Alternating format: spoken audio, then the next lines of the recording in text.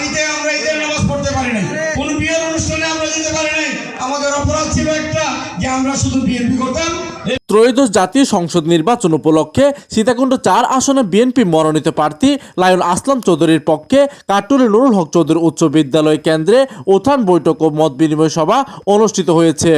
অনুষ্ঠানে প্রধান অতিথি হিসেবে উপস্থিত ছিলেন আকবর্ষ থানা বিএনপির আহ্বায়ক আলহাজ রফিক উদ্দিন চৌধুরী। এই সময় তিনি কাটুলি নুরুল হক চৌধুরী উচ্চ বিদ্যালয় কেন্দ্রের নির্বাচন পরিচালনা পরিষদের কমিটি ঘোষণা করেন। ঘোষিত কমিটিতে আহ্বায়ক হিসেবে মোহাম্মদ ফিরোজ আহমেদ এবং সদস্য সচিব হিসেবে রাশেদ নূরকে দায়িত্ব দেওয়া হয়। মতামতের ভিত্তিতে এই কমিটির মেয়াদ 12 তারিখ নির্বাচন পর্যন্ত থাকবে।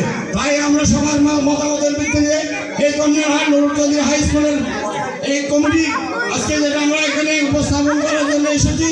উক্ত সভায় আরও উপস্থিত ছিলেন আকবর্ষ থানা বিএনপির সাবেক সাধারণ সম্পাদক মাইনুদ্দিন চৌধুরী মাইনু, বিএনপি নেতা সেলিম উদ্দিন, ফরিদ উদ্দিন চৌধুরী, আব্বাস রশিদ, শামসুল আলম সেক্রেটারি, মোহাম্মদ আলাউদ্দিন, মেজবাউদ্দিন, হারুনুর রশিদ, মোহাম্মদ জাহাঙ্গীর, ইদ্রিস কোম্পানি। একটা আমানত ভোট দেওয়ার সময় দেখে শুনে দিতে হবে। গত 17 বছর যে মানুষকে আমি দেখি নাই, চিনি নাই, আমরা শুনেছি সে রাজনীতি করেছে, সেই মানুষটা যদি নির্বাচিত হয় আপনার অবস্থা কি হবে সেটা বুঝতে হবে। অতীতে ছিলেন, বর্তমানে আছেন, ভবিষ্যতে 12 তারিখ ভোট দিয়ে লায়ন আসলাম চৌধুরীকে বিপুল ভোটের ব্যবধানে আমরা জয় করব।